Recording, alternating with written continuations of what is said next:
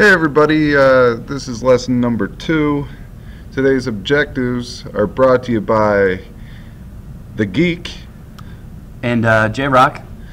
And today we're going to identify valence electrons, and we're also going to understand the properties of ions. After that, we're going to differentiate between a cation and an anion. Also, we're going to understand how to use a periodic table to show the charges of ions. So there's two models for atoms that we're going to be using in this class. The first one is the Bohr model, and the second one is Lewis dot structures. On this slide, we're going to show you the Bohr's model, which is right here, and the Lewis dot diagram for argon, which is abbreviated by the symbol AR. Electrons are kept in the energy levels that wrap around the nucleus of an atom. So our electrons are going to be represented by these little blue circles. In the first energy level we could have 2 electrons, in the second energy level we could have 8 electrons, and in the outer energy level we have another 8 electrons. The electrons in the outermost shell, so these 8 in these outermost energy level, are called valence electrons. So there are 8 valence electrons in argon.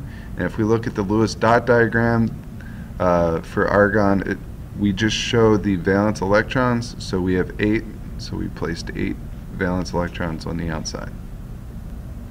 Alright, so if you think back to your chemistry days, most of you probably remember these symbols. This is what you would find if you looked up boron on the periodic table. The element name or symbols in the middle, the atomic numbers on top, and the atomic mass on the bottom. For today, we only really care about the atomic number. That tells us how many protons there are, also how many electrons. So if we're going to draw a Bohr model for boron, really all we care about is the 5 electrons that boron has. Here's how you do a Bohr's model for boron. First of all, you have to set up your atom. We like to put the symbol for the element in the center, just kind of represents the nucleus and the protons and neutrons that are there.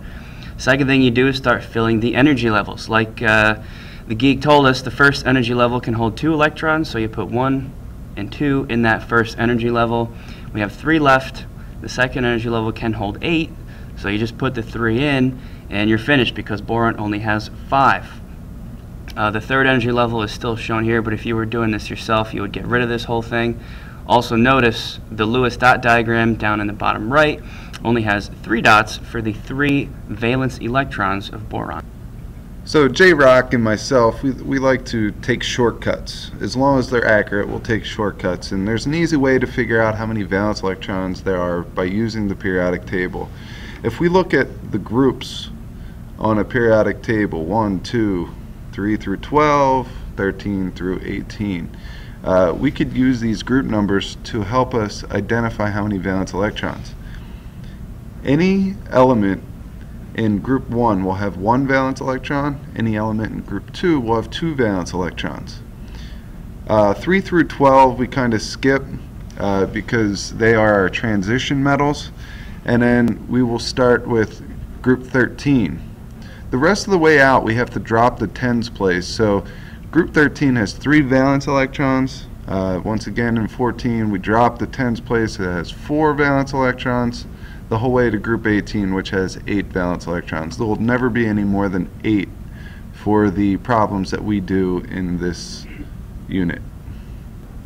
Next thing you have to know about are ions. That word ions kind of sounds scary and confusing to some people, but really an ion is just an atom. It's just an element, but it's an element that has lost or gained electrons. And there's 2 types of ions you can have. The first are cations. Cations are atoms that have lost electrons. Because they're losing electrons, they become positively charged, and it's only metals that do this. The second type you can see are anions.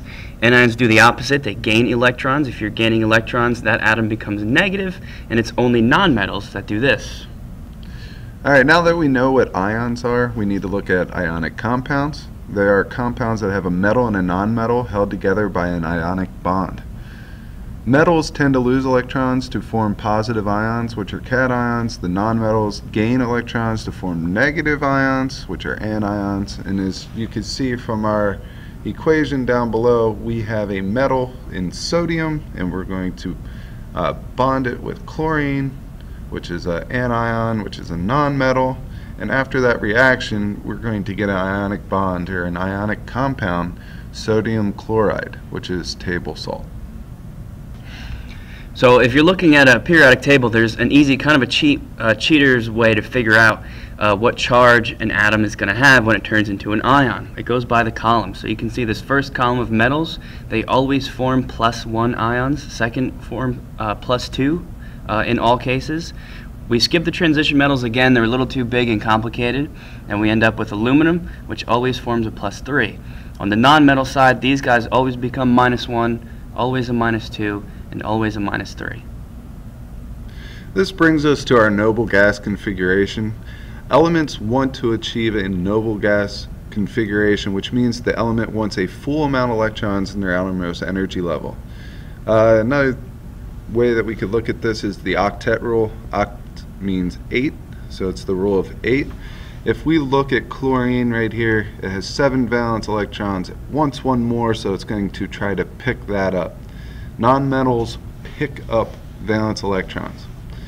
Neon, on the other hand, already has the noble gas configuration. It is found in group 18, which are called the noble gases, and the reason why they're called that is because they already have a full outer shell of valence electrons.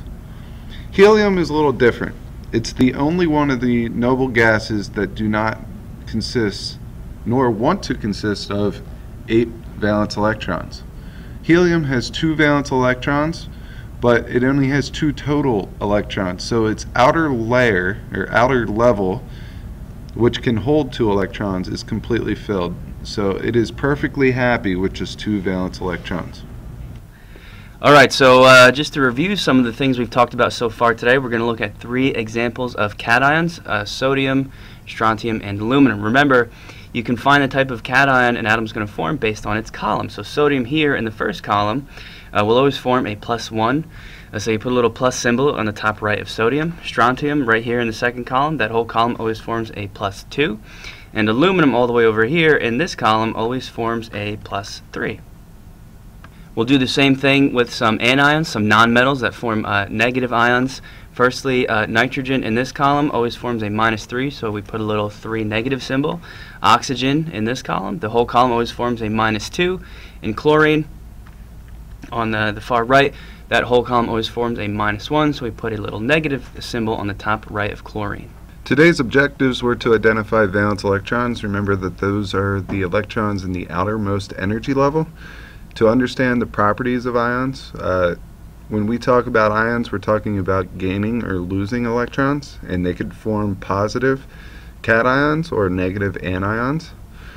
And to understand how to use the periodic table to show charges of ions, we showed you 2 different cheats: how to find the number of valence electrons and how to find the charge of ions by using your periodic table. If you have any questions on any of the topics that we went over today, please bring them to class. See you there.